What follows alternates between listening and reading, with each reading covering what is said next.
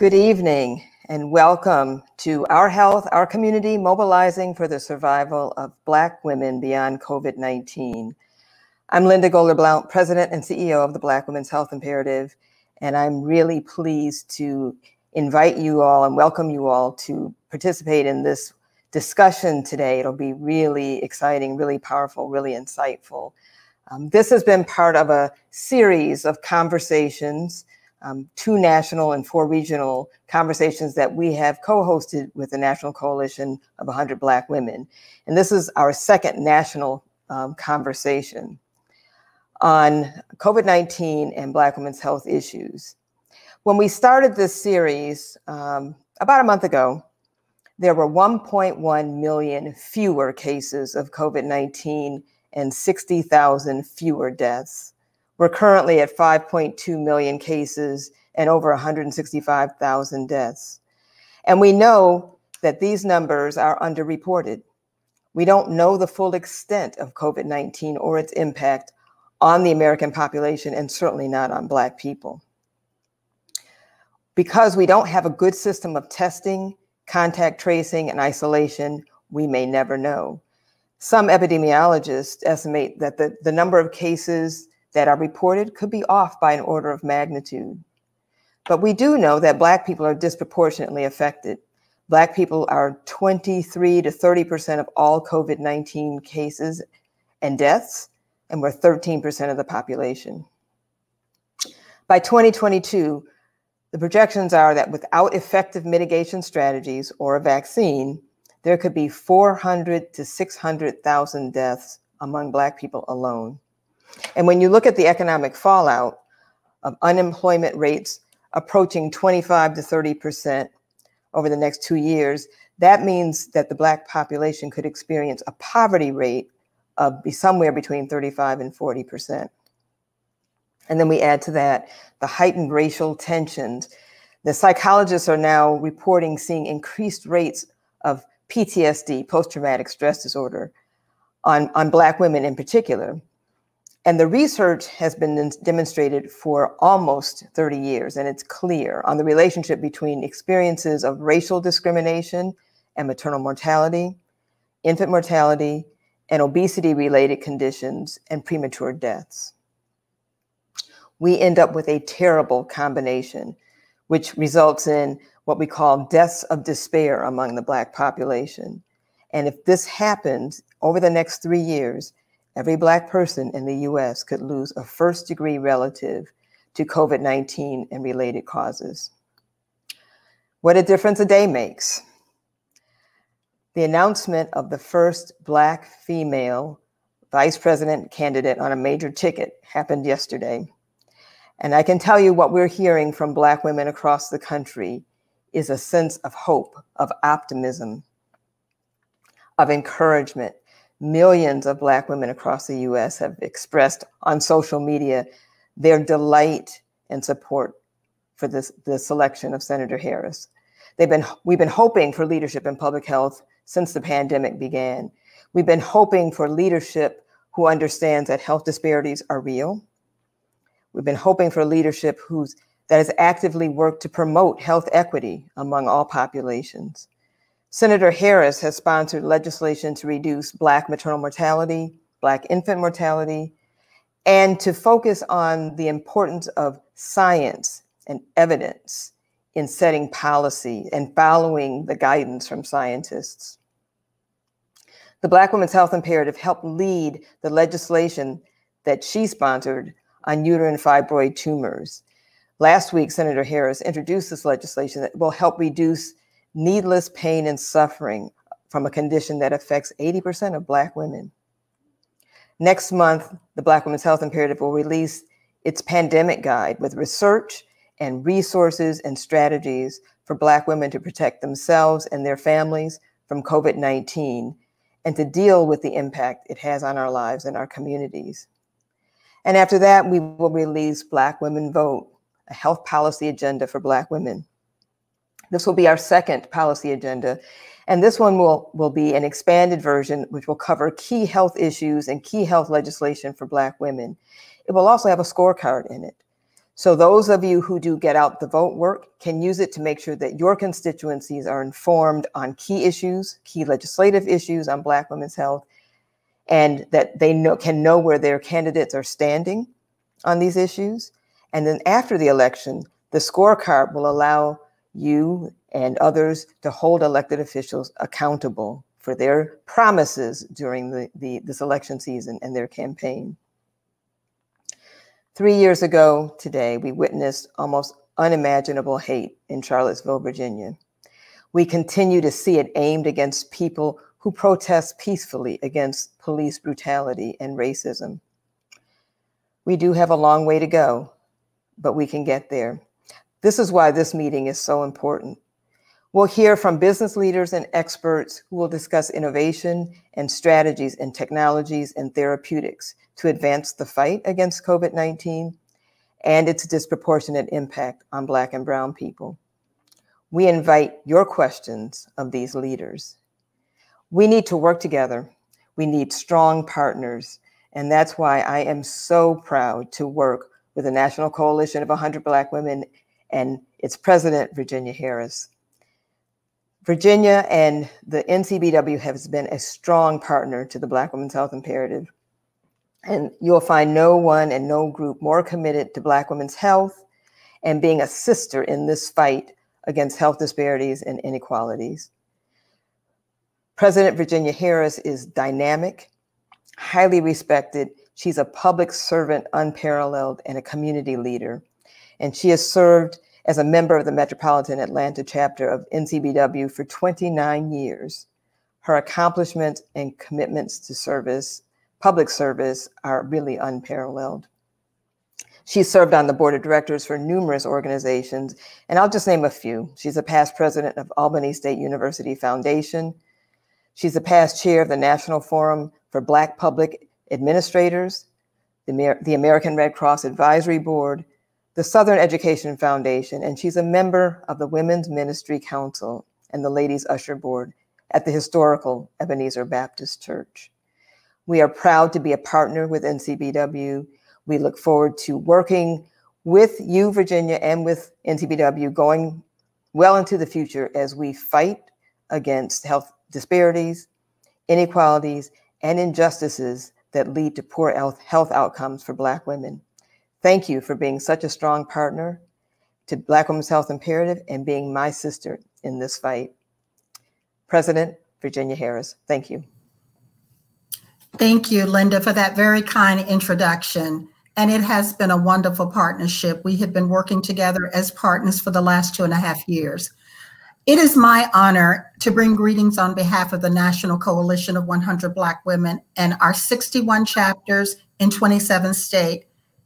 We were founded in 1981 in New York City and is a 38-year-old advocacy organization whose vision is that one day Black women and girls will live in a world where socioeconomic inequality does not exist. It was essential for NCBW to partner with the Black Women Health Imperative and EBONY for a national campaign and webinar series about Black women health entitled Our Health, Our Community, Mobilizing the Survival of Black Women Beyond COVID-19. NCBW has established effective programs and strategic partnership that educate and build our communities in the following areas: leadership development, mentorship, financial literacy and economic empowerment, public policy, health education, education that focus on STEAM. COVID-19 has had a long-running impact this year affecting our well-being, which includes our health and how we conduct business. COVID-19 has changed the way we operate our day-to-day lives. We cannot afford to sit aside and watch the world go by without us. We must adapt and evolve to keep businesses moving forward. While trying to operate during this pandemic may be challenging, it is not impossible. Although we may not be able to congregate in person, there is still power in our number and our unity. We can still answer the call to action. This webinar is a perfect example. The National Coalition, as well as other companies, are utilizing technology to create a new normal. Tools like webinar and Zoom allows us to stay connected and to help conduct interaction that we previously performed in person. Black women have always been the game changers and the innovators. Let's continue to move forward while efficiently thinking outside of the box to improve our new normal.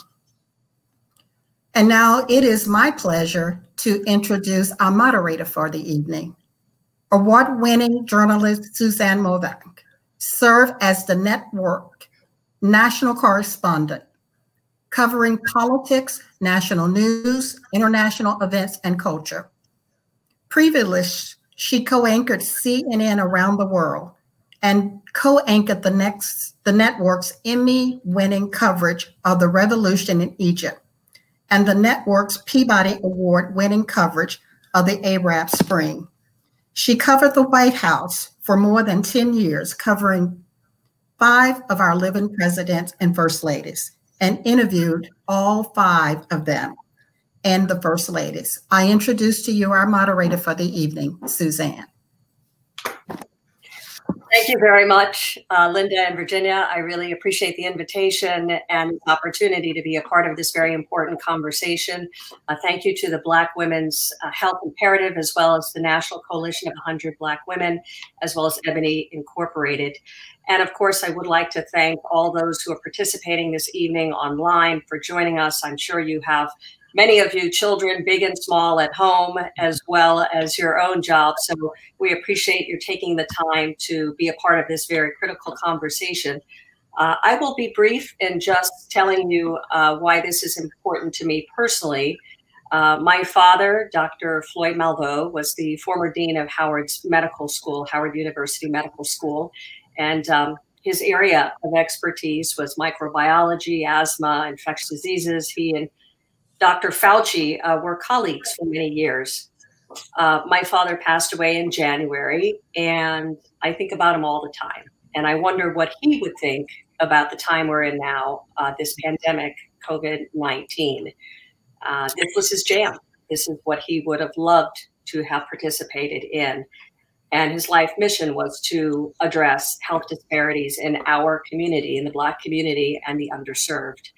So while there are some in this country and this administration who were unaware of these health disparities, for those of us who have been in the trenches for many, many years, this is an opportunity, a window to educate those. And for those of us who have been familiar with this, it is our time to focus on the very serious challenges that we face as Black women. So for many of us, it is a life or death issue. So thank you again for allowing me to participate. I appreciate it. A very important conversation. Our first portion of this will be a fireside chat. I'm very excited about our panelists as well. We have an extraordinarily impressive group, but we're going to start about 15, 20 minutes of a fireside chat. This is with Dr. Michelle McMurray-Heath with Bio. She is the president and CEO of Bio. I'd like to bring Dr. Heath in at this moment and welcome her.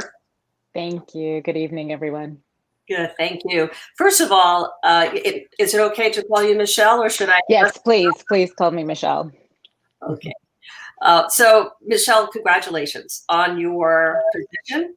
This is an extraordinarily important position. It is well-deserved and well-earned. I know it's just been since June, and you've blown up everything in a very good way.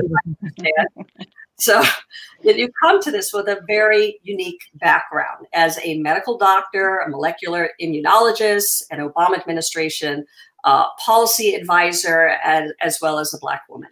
So tell me, what are the priorities now of Bio, and what does Bio do? So it's a very good question, because it's not an organization that's familiar to a lot of people. I know I had to explain to my mother. I was like, well, let me tell you what we do. And it's really, really fun. You're going to love it. So the Biotechnology Innovation Organization represents over 1,000 companies in the life science space. And we range not just from healthcare, but also to agriculture and environment.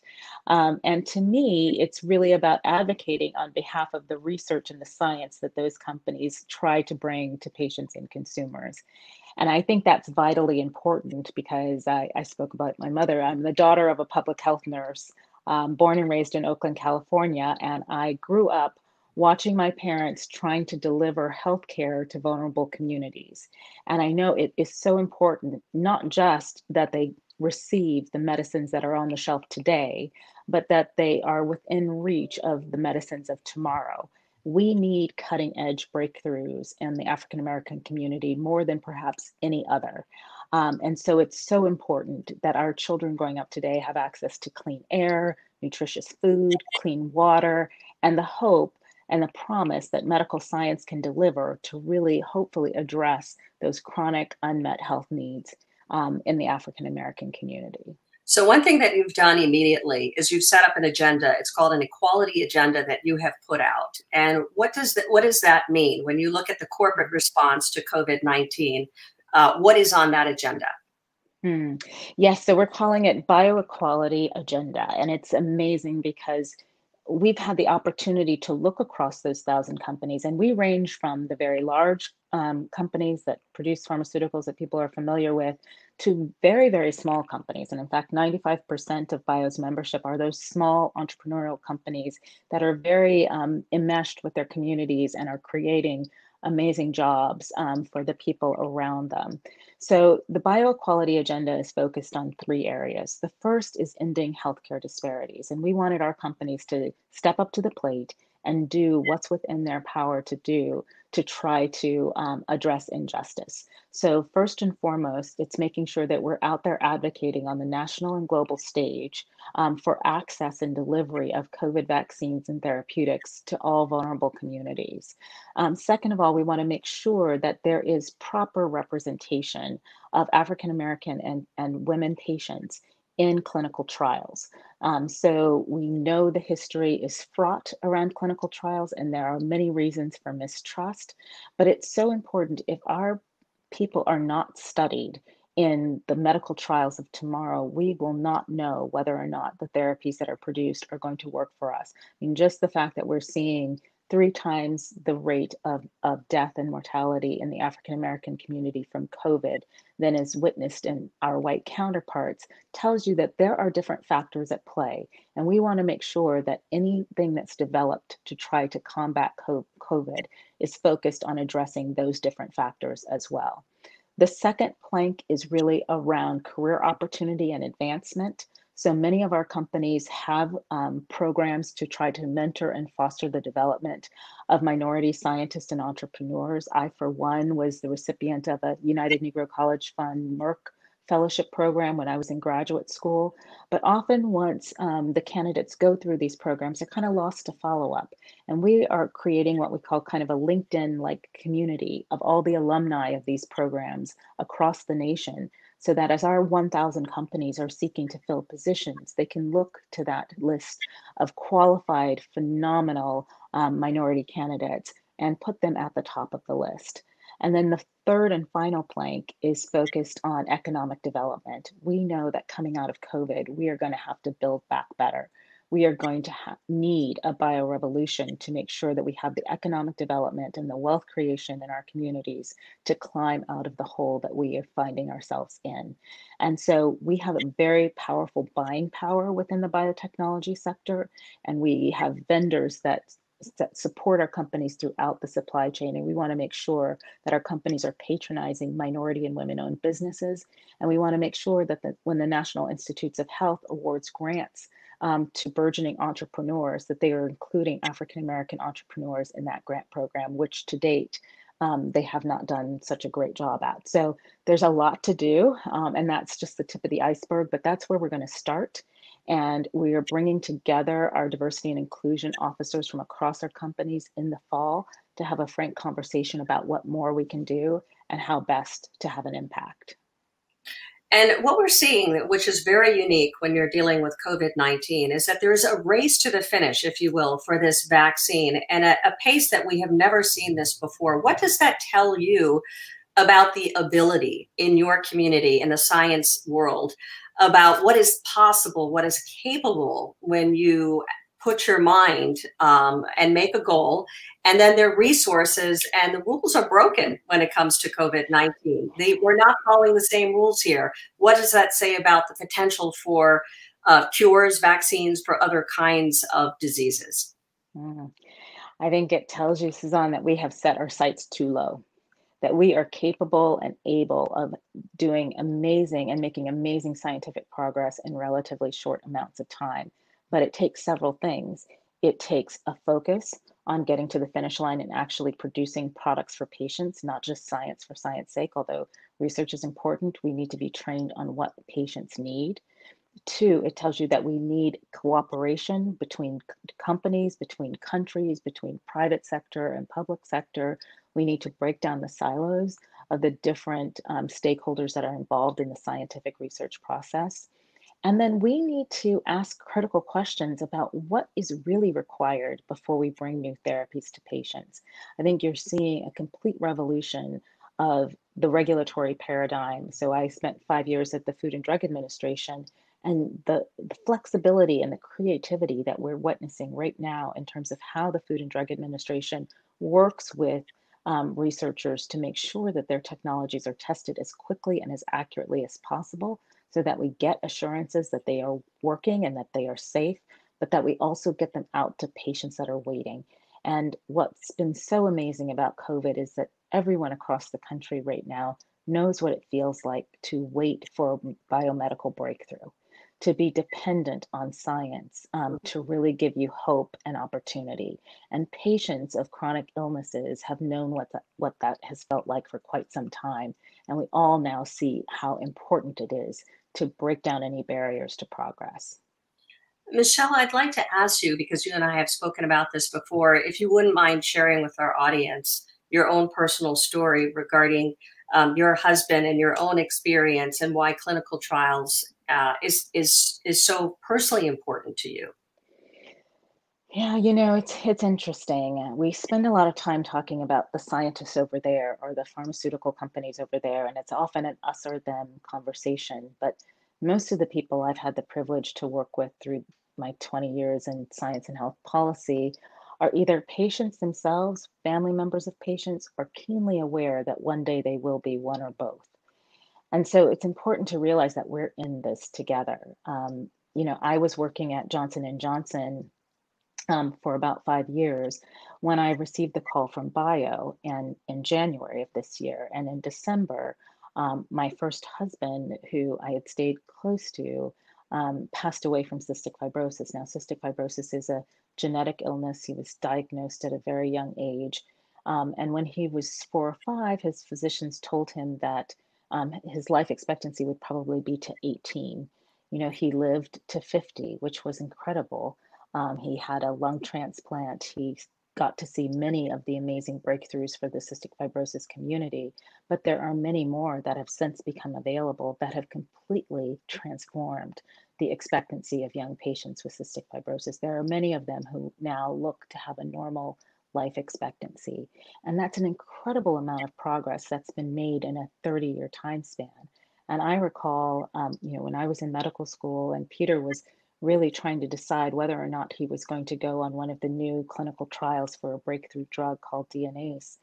And we went on the trial, but we had no idea if he was in the placebo arm, where you don't actually receive the experimental therapy, or if he was in the therapeutic arm. And we had to worry about what would the side effects and whether or not it would do more harm than good. But he really felt personally that it was worth that risk, and it was worth that uncertainty to not just contribute to his own hope of better health, but to also leave something behind for the other cystic fibrosis patients coming along behind him. So, we in the African American community are so good about thinking about our community needs and how we can best help each other. And I think in today's day and age, we have to think about how we can participate in the biomedical enterprise so we can get the fruits of science to our community as soon as possible. Thank you for sharing that, Michelle.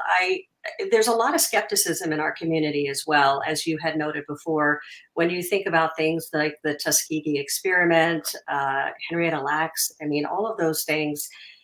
And there's suspicion as in terms of whether or not the community will participate because of the way the community has been abused. How do you convince people? How do you address those concerns, those very real, legitimate concerns? You know, we've started a podcast at Bio called I Am Bio, and we did one last week on clinical trials in COVID.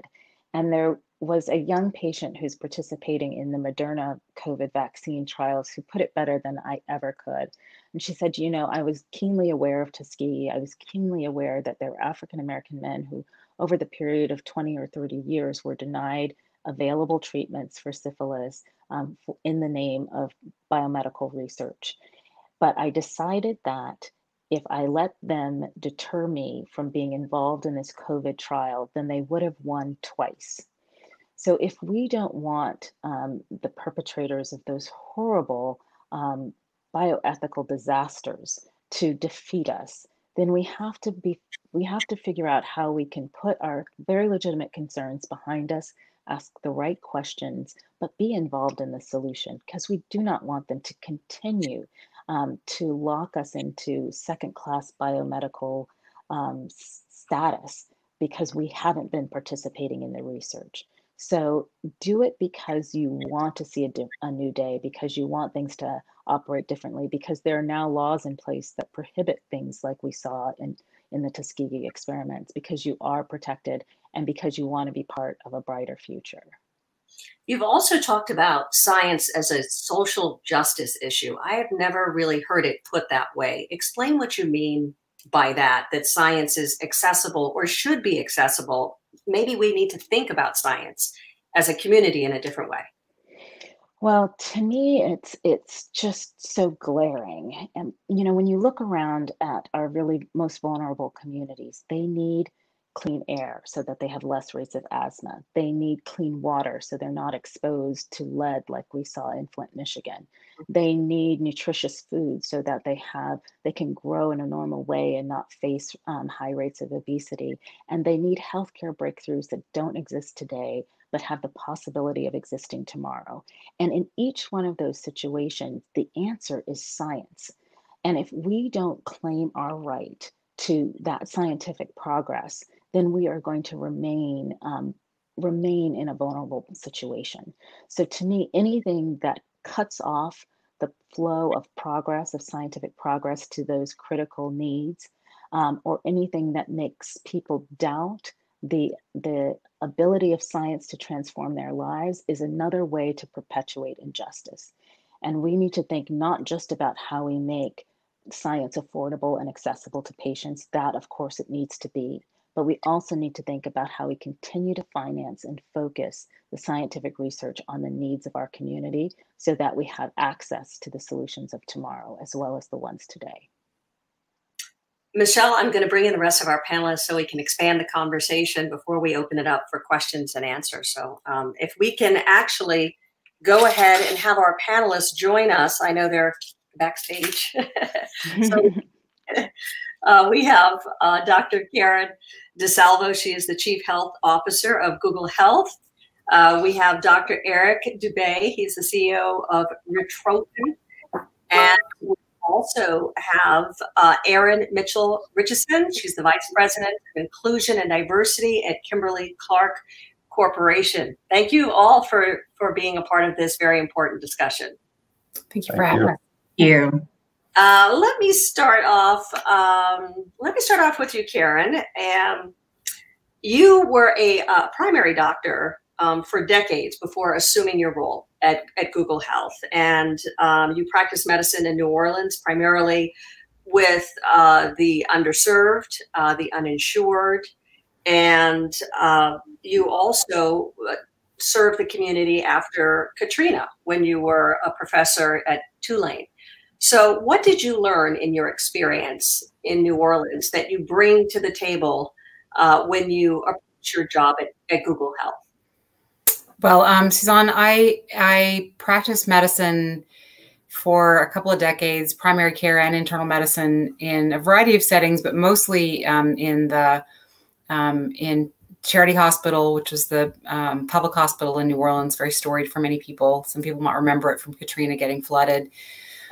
though I also had the chance to serve veterans at the VA and work in our community health centers that we built over time. And what I learned from my patients was that they had more than just medical things on their minds. And what they were facing was the need to not just have medicine help either keep them healthy or restore them to health, but they lived in a context. They lived, learned, worked, and played in an environment that affected their health every day. Sometimes we call these the social determinants of health, but they taught me that this wasn't just about access to healthy food. It was structural racism. It was personal racism. It was environmental air quality. There were a whole host of factors that they were combating and that had for generations that I needed to take into account as their doc, as I was thinking about the best care plan, partnering with them for their health journey. And I took that knowledge with me about the way that they were living their life in a context, not just in a clinic, when I became health commissioner after after Hurricane Katrina. And that was a focus from, rather than being the doctor for an individual patient, then I was the doctor for the city. And we really needed to understand more than just the defined health conditions, but really what were the factors affecting people's health that were their priority. Hear from them directly how they wanted us to partner with them to improve their health. And in fact, the priorities that we learned from them were not things around cardiovascular disease or cancer. They were actually violence and mental health, as well as overall fitness for kids, nutritional and physical fitness. So it really helped me learn to listen, I think is what I'm trying to say. And bringing that to Google is a really incredible experience because people come to us by the billions every day asking us questions about their health. So it's similar to being a doctor. It's similar to being in public health, where now we just have on scale the opportunity to try to make sure that we're able to help people get the most authoritative information they can at the right time to be able to save lives or help them make the right decisions. And in this pandemic, it's really been extraordinary to be able to partner with others to do that for people and for community. I'd like to go to Eric next. Eric, so you specialize in rare diseases. I know a lot about rare diseases. My mother had challenges, suffered from ALS. And one of the things that was so difficult was really the fact that she was trying to establish just a quality of life, but at the same time was dependent on a whole host of caregivers, of services, of equipment that was actually coming to the home. So how do you deal with people now dealing with COVID-19 who have rare diseases, who cannot get out of the house, perhaps cannot go to the hospital, cannot make the drive? What are you looking at, and what are you seeing? Well, we are seeing that many rare disease patients and their families are struggling. And we know that rare disease is a significant challenge for families that face that diagnosis, whether it's mobility issues, economic issues, where about 2/3 of families that do have someone affected by rare disease go through their entire life savings in caring for that loved one. And what we're seeing now in the face of COVID-19 is really an exacerbation of these challenges, where families are unwilling to go and see their healthcare provider for fear of an infection. Many families or many individuals that have a rare disease are immunocompromised, either by the condition themselves or by their treatment. And so we're hearing a real heightened level of anxiety about even going to seek care. And so areas like telehealth have been incredibly important for families and for patients that are affected by rare disease. And we're also seeing the economic challenges, not just because of rare disease, but because of the economic implications of the US response to the COVID-19 pandemic. And so many of the rare disease families see a lifeline in patient advocacy and patient support organizations. And they're struggling because they don't have the opportunity to fundraise to be able to support these families. And so we are one of the biotech companies that Michelle spoke about. We're focused on rare disease. And while we are absolutely dedicated to bringing new and innovative therapies to patients with rare disease, we also are here to listen and to adapt the support that we can provide for the social aspects of rare disease, not just for the patients, but for their families and caregivers as well. Thank you, Eric. I want to go to Erin. And Erin, you work for a very, very large company, Kimberly-Clark, behind such household products as Huggies, Kleenex, Kotex, just to name a few. Everybody needs toilet paper, so you guys are probably doing pretty well at this point. But in all seriousness, you have some pretty serious initiatives that address people's direct needs. Talk a little bit about some of the campaigns that you are working on. One of them, I think, it's the Huggies. Huggies is doing a hug. What is it? A Hug Me campaign? Okay. Helping hugs. Yes. How are you guys addressing, and specifically dealing with Black women? Yeah, absolutely. So, well, first of all, thank you so much for having me. You know, when I think about the efforts and the initiatives that we've launched at Kimberly-Clark, it's really all been driven by our values and driven by our steadfast commitment to make lives better for everyone who accesses and utilizes our products. And so there's two initiatives that I'll speak on today that, of course, in the United States. The first is through our Huggies brand, and Huggies has a long-standing partnership with the National Diaper Bank, And as a result of that, we donated 5 million diapers to the communities hardest hit by the COVID-19 pandemic. And we kind of, defined hardest hit in many different ways. There were some communities that experienced a lot of hoarding of the products, especially the diapers, when the pandemic first hit.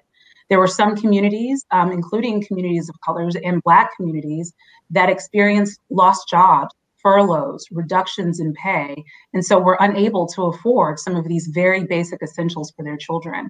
And so through our partnership with the National Diaper Bank Association, we were able to provide, those 5 million diapers to the communities hardest hit, which we all know were many communities of color and Black communities around the country. The second is one that I'm very, very proud to talk about as well. And it's through our Poise brand. And, when the COVID-19 pandemic hit, and continued to evolve, we established the Bounce Back program. And that was specifically to help women entrepreneurs bounce back from the financial hardship that they were facing as a result of COVID-19. And so we were very purposeful to ensure that the funding of our grants and donations and applications included Black women entrepreneurs and small business owners. More businesses are being created by Black women. And one of the grants that we provided was to Buy from a Black Woman, an organization that is incredibly involved in supporting the development and empowerment of Black women entrepreneurs and small business owners.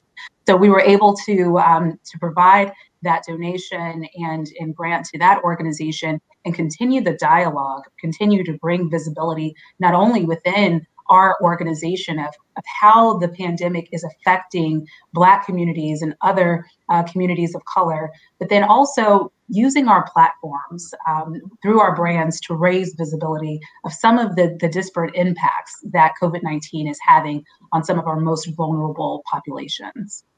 Thank you. Michelle, can you address some of the pushback that we're seeing from certain segments in the country and the administration that don't believe in science, that think that COVID-19 is a hoax? And how does a company like Bio, how does that complicate your mission and your drive to push forward what is science-based? Yeah, I think you need no further proof that keeping communities away from science imperils them and perpetuates injustice than to look at what we've seen in the midst of COVID. Every time you disseminate false information about how the virus is spread and the role that science can play in addressing it, it costs human lives. And so it's more important than ever, and we at Bio are more committed than ever to making sure that we do everything we can to get the message out there. Listen to your public health leaders, follow the science, listen to the prescriptions to protect yourself and your family, and be very open to new therapeutics and vaccines as they become available. And we will do everything we can to make sure that the science is transparent and that everyone is clear about the evidence we have that these new therapies and vaccines will work. I mean, our recent polling is showing that, you know, up to 53% of Americans are reluctant to take a COVID vaccine if it were to become available. And yet the only way we'll recover from this pandemic is if we're in this together and we reach herd immunity where, you know, the vast majority of the American public is immune to COVID and we can go back to our normal lives. So we really need to get clear and serious about the science. And I hope communities will help partner with us to make sure that science is not withheld from the people who need it. We're starting to get a lot of questions from those who are watching and participating. So I am going to start opening it up to the questions. But Karen, very quickly, I do want to ask you, when we think about Google, and, you know, I've got Googles in my house all over the place, and I'm like, hey, Google, you know, can you answer? My leg hurts, my arm's, you know, itching. And I have to answer all those when you do that. So. Right. But she often says, hey, I can't help you with that. So, I mean, I'm assuming that you're making Google smarter, but how do you counter the misinformation, the amount of misinformation that social media is putting out there, and that, you know, people are just having a very frustrating time figuring out what is real and what isn't? This is such an important topic because one of the things that we want to do is raise up or create authoritative information that's very accessible and interesting. We have a lot of opportunity to do that on our spaces like YouTube, where we're able to make very targeted information using influencers from communities. And we're working, for example, with the hip hop community on some work around COVID vaccines. To what Michelle's saying, exactly. We think that we're giving good information through public health channels, and I say we, the U.S., but it doesn't always reach the ground. You got to get kind of hyper local sometimes to really understand what people's misconceptions are, what people's fears are, and a lot of those are grounded in reality. We were talking about the Tuskegee experiments earlier. Having worked in public health for a lot of years, I know that broad messaging matters, but it really also those local relationships are really important. So wherever we can, we try to partner with community, with not only public health authorities, but with influencers to make sure that we're reaching community as much as possible. But we also need to look for misinformation. And we have strategies around that involve not only using AI to try to identify clearly harmful information. This is something that we've done historically on surfaces like YouTube for other areas outside of COVID. But in the COVID era, the volume of information that's misinformation has been quite high.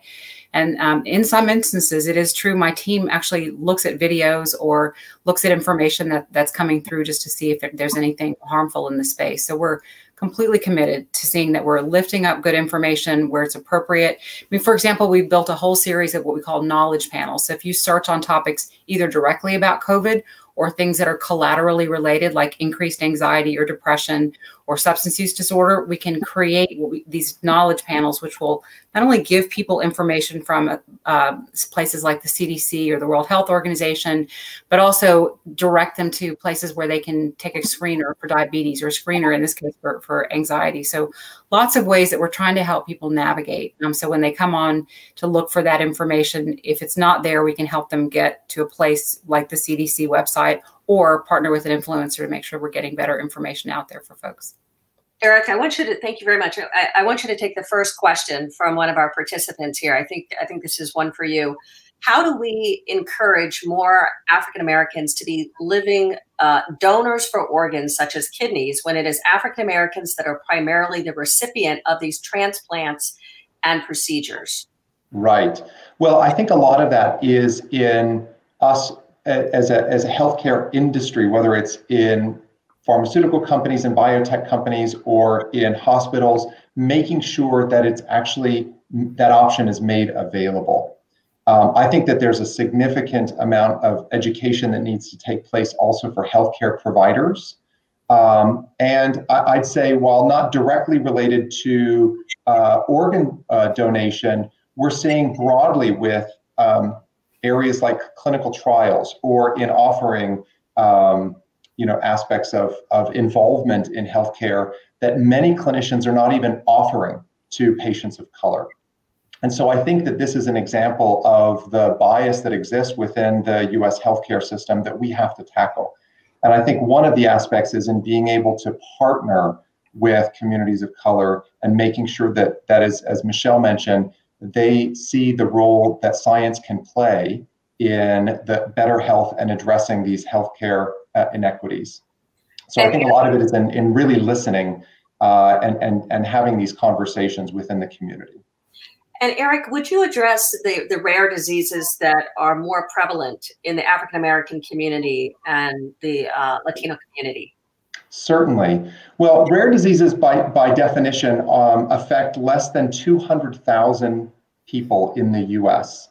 And that may seem like small numbers, but when you aggregate the thousands of rare diseases that exist, there are millions of Americans that are affected by rare disease. So many of these are genetic in origin, and we know that genetics don't discriminate by demographics. What we do know, however, is that many diseases do disproportionately affect Black and Latinx communities. Some of them are renal diseases, and some of the diseases that my company works on are rare kidney diseases, where Black patients are 3 to 4 times more likely to be impacted. But actually, it's more challenging than that, because when a patient who is Black or Latinx is diagnosed with a rare disease, that's where the systemic bias and racism comes in, where they're actually diagnosed far later. They're less likely to be seen by a specialist in that rare disease, and, as I mentioned, are less likely to be offered clinical trials to have earlier access to some of this innovation. And so we don't have to look far in rare disease to see that it may not necessarily be the genetic impact, perhaps like sickle cell anemia, but it's actually the aspects, the social determinants of health and the inequities that exist in our healthcare system that are having the greatest impact on Black and Latinx communities in rare disease. Erin, I want to ask you about the role of the large corporation. There's so many small businesses that are going under because of COVID-19, and it's disproportionate to, as you had brought up, to Black female entrepreneurs. What is the responsibility of large corporations, the one that that you are with, to address those small communities, those ones that are not going to be able to be reached by a large corporation?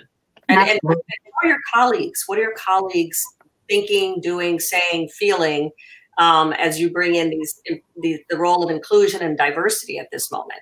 Absolutely. So, I think that not only did the COVID-19 pandemic kind of shift the narrative of the role of a corporation, but certainly, the events in late May with, George Floyd and the awareness of Breonna Taylor and Ahmaud Arbery, that also, shifted the tide a little bit.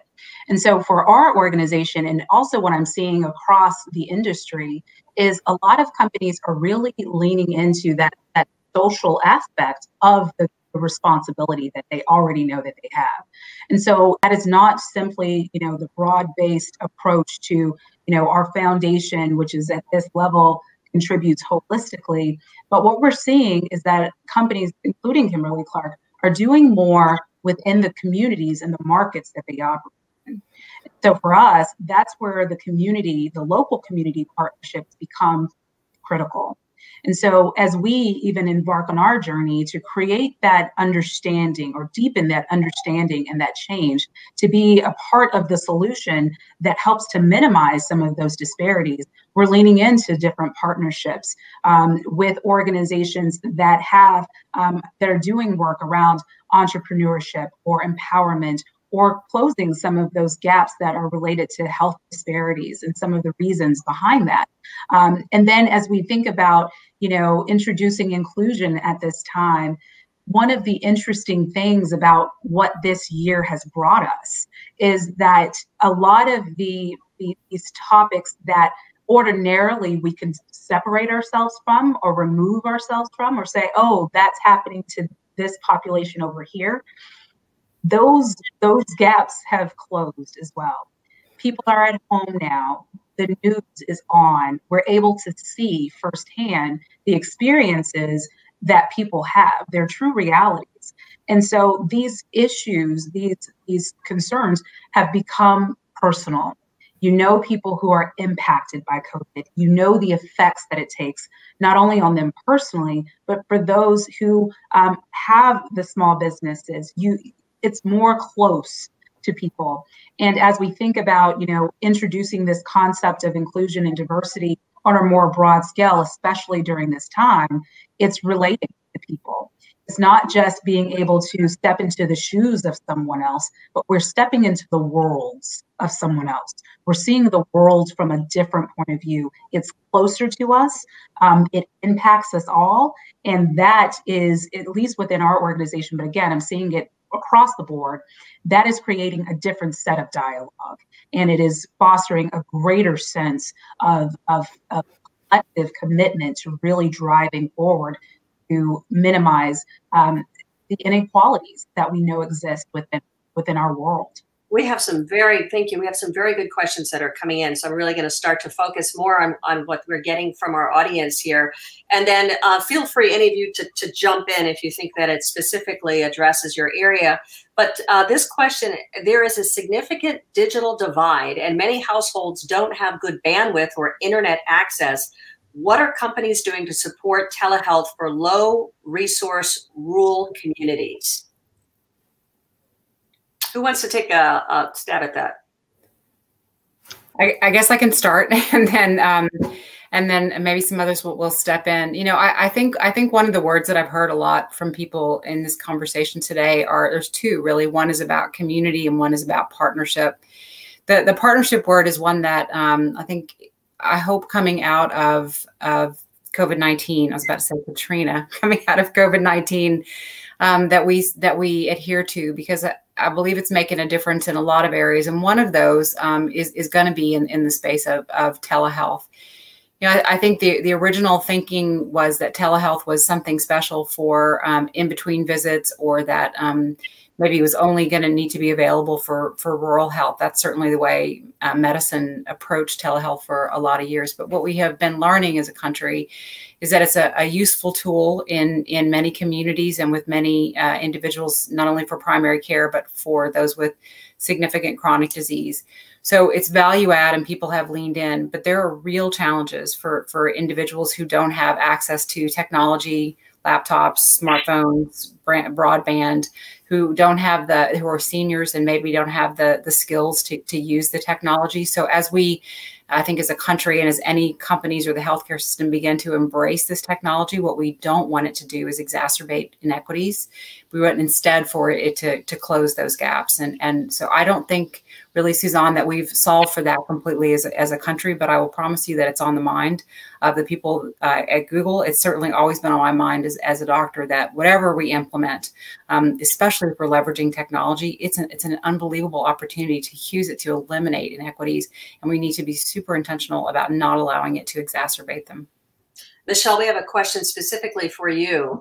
Is Bio creating a nationwide education campaign to help communities understand how important vaccine trials are and need diverse communities participating? Yes, we're in the midst of that now. I mentioned our podcast. We're trying to also join as many as possible to be part of the dialogue, to talk about how important this is. And we'll have more and more statements that we're putting out, as well as our Twitter feed. But we're also, importantly, partnering with organizations. A lot of the comments around the table tonight have included the realization that you really need to partner with local communities.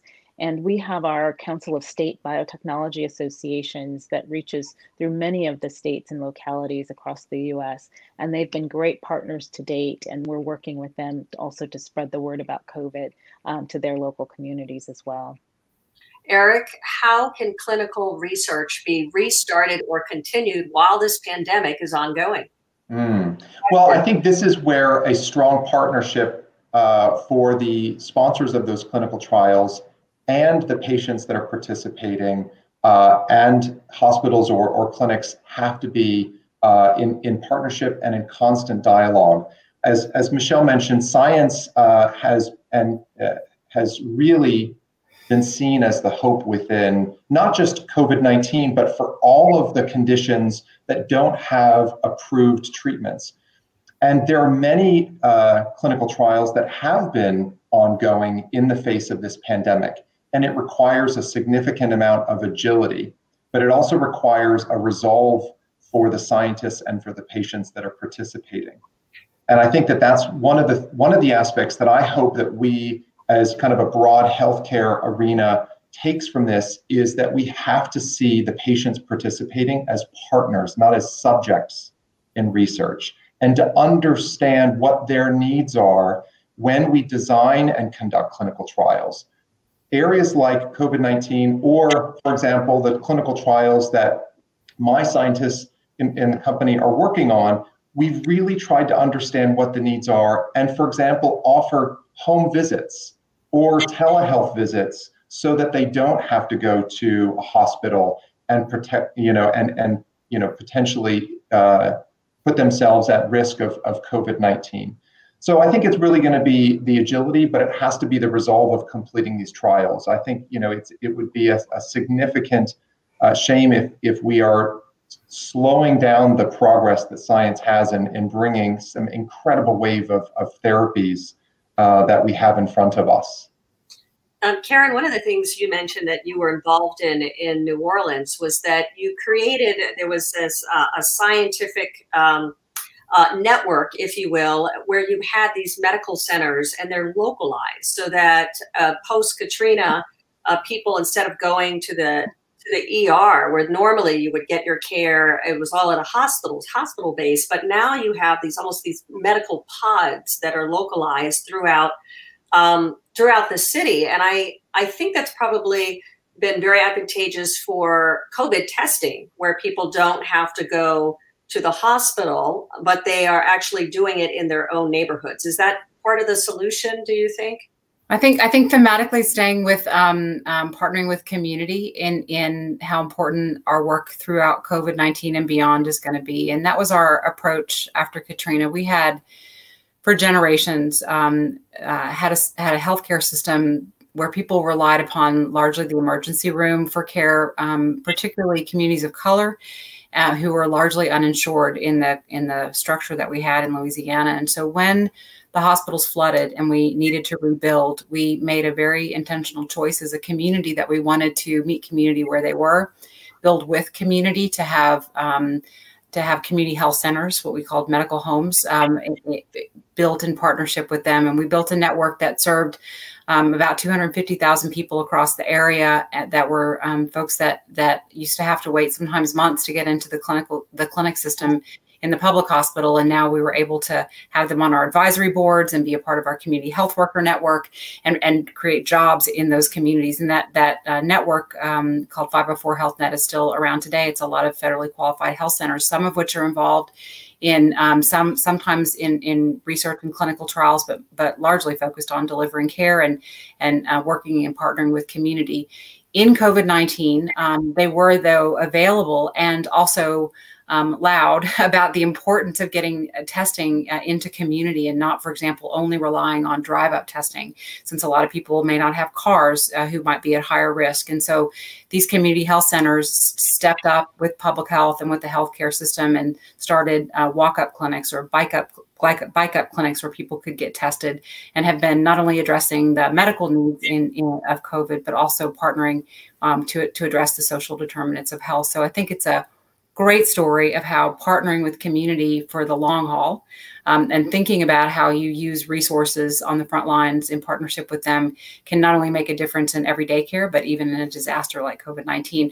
My hope would be that that's a pathway to helping get transparent, clear information to folks about the importance of vaccine when it's available, or participating in the science as a pathway to helping get us to the end of this pandemic by developing a vaccine and other therapeutics. Thank you. Erin, I have two questions for you. Your company operates, it's a huge organization, operates in 34 different countries around the world. You're headquartered in Dallas, Texas, which is a little of a hotspot in the country, COVID hotspot. Right. So how have things changed? How is your the way you do business, the way you operate, the way you live changed as a result of where you are situated? Are you in Dallas, by the way? I'm in Atlanta. Oh, you're in Atlanta. Okay. But you know, it's everywhere, and it's everywhere. And it's changed. It's changed the way people are living. And secondly, because it is a global company, how have the travel restrictions impacted those getting critical supplies, particularly those in the Black community? Absolutely. So to the first question, I mean, our organization has changed fundamentally. In North America, we announced work from home on March 13th, and that was the same day that many schools across the country also went virtual. And so not only thinking about our employees that we have who work out of our administrative offices, if you will, we know too that many of our frontline employees, those who are in the manufacturing sites, the ones who are working around the clock to deliver the cottonelle rolls to your drugstores around the country, they too were affected by children being at home and also their own concerns for their health. So within our company, I think we demonstrated a significant amount of agility that was mentioned earlier today. And I think not just with Kimberly-Clark, but many of the large corporations did the same. So some of the things that changed for us, in addition to working from home, which was new on the broad scale for all of us, but you know, we did make some adjustments to our policies to support parents who were now teachers as well, in addition to their full-time jobs, but also to support the parents in those manufacturing facilities. We also made changes to our benefits to protect those who were most medically vulnerable to COVID-19, to reduce their risk of exposure. Our number one priority was around keeping our people safe. And that was not only from the health perspective, the physical health perspective, but also we invested a lot of resources into mental health. So not only for people juggling between children and home, but also just the anxiety that comes with living in a pandemic. So did a lot around the full wellness and the mental health. And I'd also say one of the things that changed for us is we're now reimagining the future. You know, a lot of the things that we did and the responses that we made to policies and benefits and, you know, just additional support, we did so very quickly, but we did so with intention and purpose. So that has also shaped how we're looking for the future. You know, if we can demonstrate that amount of agility in a matter of weeks to be a large corporation, you know, then what more can we do as it results or relates to innovation? On the second question with some of the transportation needs, you know, I will say that, you know, our supply chain is fantastic. I'll just put that plug in there. And so again, it was around the clock, you know, just commitment to deliver those products in certain communities. Certainly there were communities that were hardest hit, and, you know, a lot of the resources were depleted very quickly. But in addition to, you know, restocking shelves around the country, it was all in the same, you know, we took the same approach to making sure that all of our customers and consumers had the essentials that they needed. Luckily, we did not have, you know, to a broad extent, some of the constraints that we had across, you know, the pond in some countries where our trucks were getting stopped and some of those essential products were being seized by some local governments. So luckily we did not have that happening on this side of the world, but you know, we did. Again, we're still working around the clock to ensure that those shelves remain stocked, and we of course make those donations where we can. And now that we're all working from home, we can all work around the clock. Right? Well, that's not great from a wellness perspective and balance. Michelle, I want to start off with you because this is a question to all the panelists. I want you to take it first. And this is a great one. This is a good one. If we have a new administration in January, what is the first thing you'd like to see done by way of public health policy to mitigate the devastation of COVID-19 and unemployment?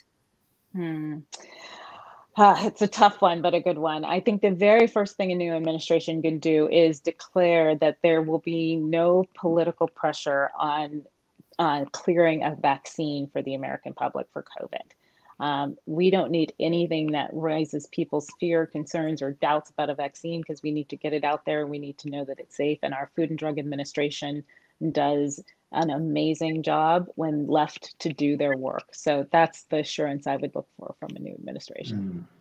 Who wants it? That's a really good one.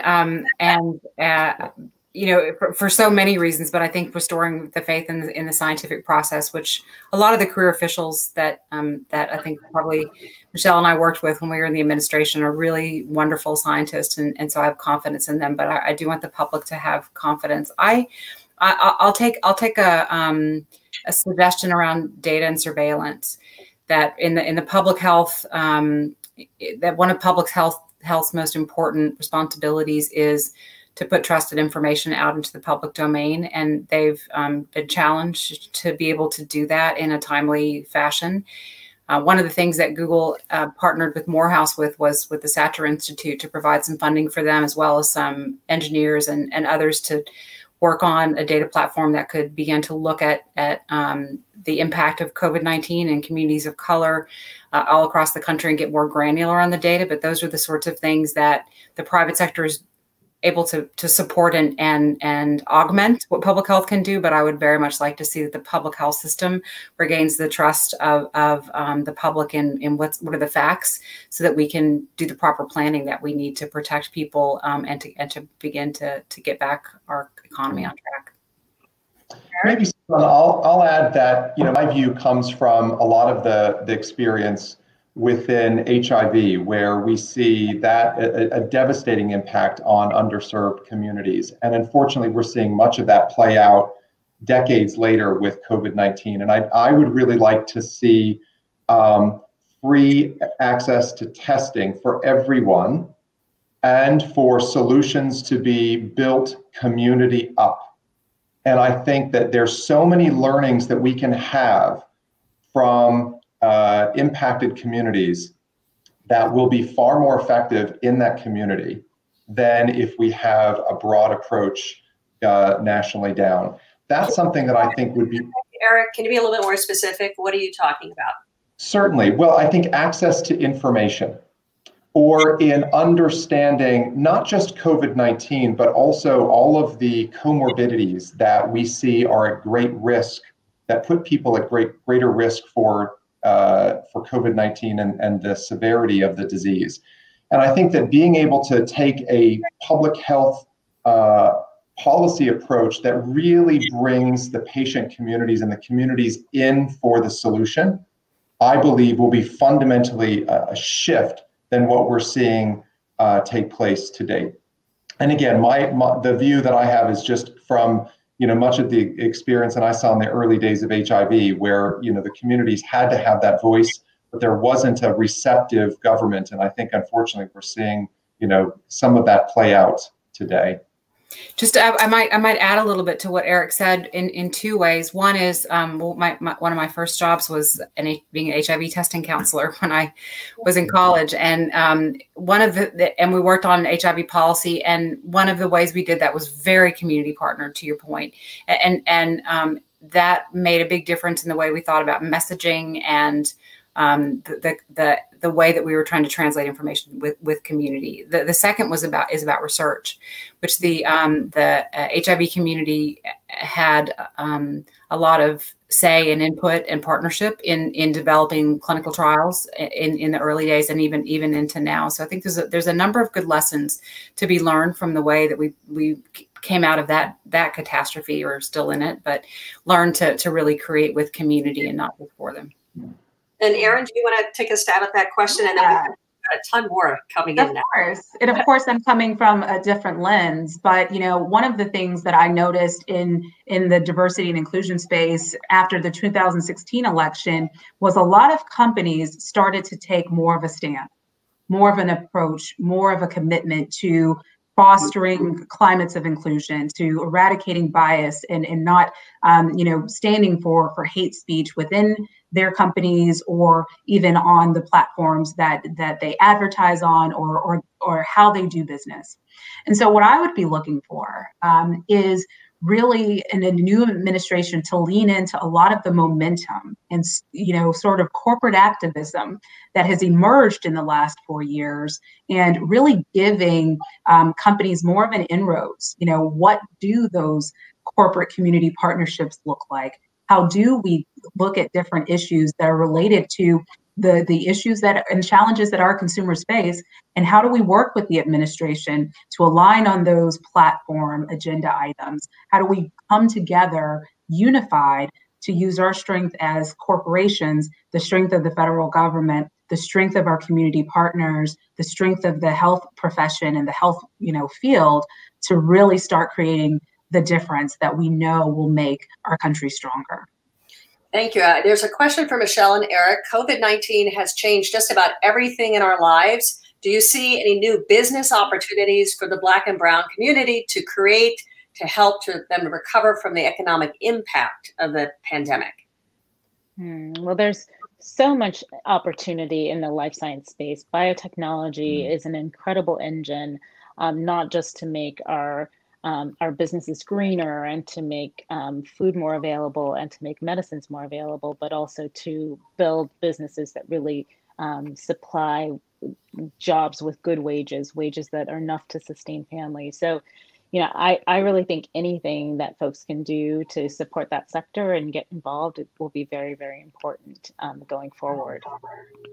So I would agree also. I think there's an incredible opportunity also in the flexibility that employers and employees have as we move forward. And I believe that many companies, including Google, I know, really providing greater flexibility should allow for more opportunity, whether it is in finding a job that may not have been accessible because it was full-time and didn't allow for the responsibilities that someone has outside of work, but also in being able to free up individuals' time for other innovative solutions. I am not the most creative person, so I don't know necessarily what those ideas are, but I believe that through challenge, we are able to listen to new ways of working, new ways of communicating. And I think, importantly, I will reinforce what Michelle said. Science and life science is crucial. And I believe that one of the aspects that we have to do is to reinforce STEM education, which is science and technology education, particularly within communities of color, is crucial to the future. Could the panel offer your thoughts on what life in the U.S. would look like and what public health measures they'd like to see if we don't have a COVID-19 vaccine in the next 3 to 5 years? So funny. I can't even wrap my mind around that because I know how incredible the scientific progress has been. So it's inconceivable to me that would be the case. Now, there may be other pandemics that come in the wake of COVID that we'll have to be prepared for. And so, learning how to quickly pivot and change our behavior when public health mandates it is something I think we're all going to need to practice and become expert at. But you're confident, Michelle, because you've seen the race to the vaccine, and you're pretty confident that the pace is unbelievable because of the clearing of the regulations and the rules that would normally prohibit that kind of scientific breakthrough. But also the dedication and the collaboration. I mean, in the 7 months since COVID first came on the scene, we've seen the emergence of 181 development programs targeted just at developing a vaccine against COVID. You hear about the first 3 to 5 in the news every day, but 181 shots on goal. It's incredible to see how the scientific community is galvanized around finding a solution to this. I agree with that. And I think one of the important things for people to know about the vaccine development process is that typically we would do it in serial. You would do some bench science, and then you would continue to work your way through the various phases of trials and then go for regulatory approval. But what the scientific community's been working on is eliminating any gap between the beginning, the phases of the trials, but also in parallel beginning manufacturing. And so people should know that the way that some of the time is being saved is by working in parallel, not just purely serially. And I agree. I feel pretty confident that the science is consequential and rigorous in the vaccine area. The likely scenario, however, might be that we have a vaccine or vaccines plural that are partially effective. And so we may need to have to really ramp up access to vaccination annually, and there may need to be boosters, especially for some populations like seniors. So we'll have to think through how we do better than we're doing with flu, which is only about 50% of the population gets a flu shot. We're going to want to make certain that people understand the safety, the importance, because otherwise, I do think we're going to have to continue some of the social distancing and the mask stuff. One piece I would say is the work from home. For whatever it's worth, it is good to work from home or be at home when you're sick. And so we do as a society need to sort through how people don't feel like they have to go into work if they're sick, because it helps all kinds of respiratory and other illnesses. So I think post-COVID, that's an important policy decision we're going to have to make. And what about the fact, though, and when you look at the statistics, but you also look at our families and our community, I mean, Black people are dying, you know, and, brown people are dying. I mean, how fundamentally, what do you do about that, right? I mean, where in your worlds do you address that disparity that is so stark and so painful? Well, I would offer some of the work that Black Women's Health Imperative have initiated to be able to address those inequities. And I'll offer a hope for the future that COVID-19 perhaps has catalyzed. And that is that we see very clearly the disproportionate impact that not just COVID-19, but our healthcare system has on Black and Latinx communities. And I believe that it's our response coming out of this that is going to allow us to improve and not accept that as the status quo.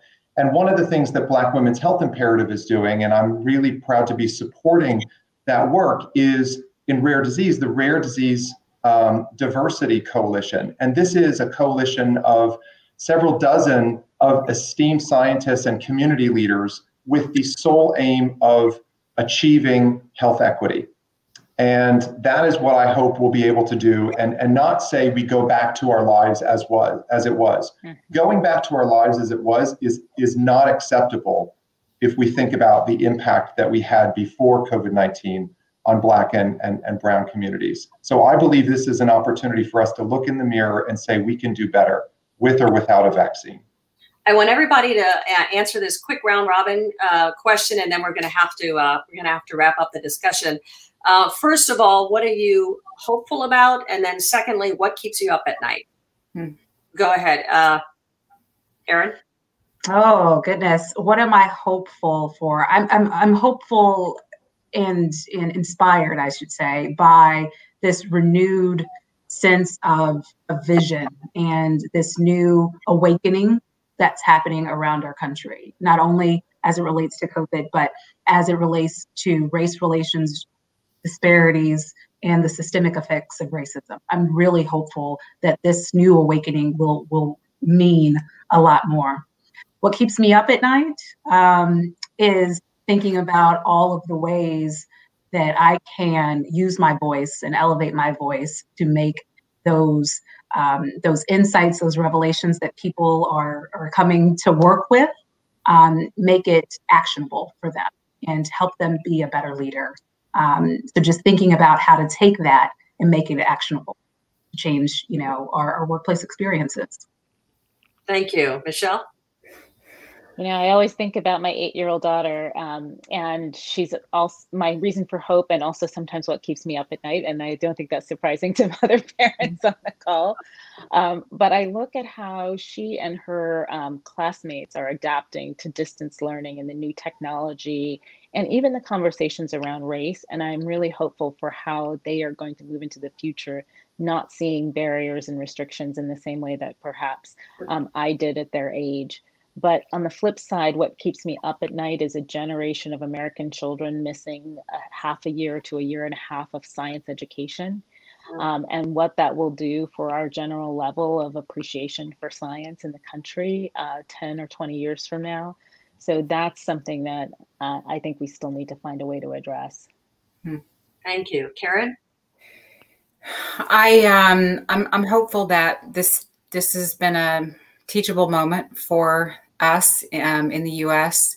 and the world, that we're connected, that your health is related to my health, not just in infectious disease, but in all kinds of other ways, whatever other drivers around physical, mental, or social health, and that we use this as an opportunity to make some real changes, structural and otherwise, not only in the way that we relate to each other, but in some of the institutional and structural barriers to health, including those that are racist in the history of the country.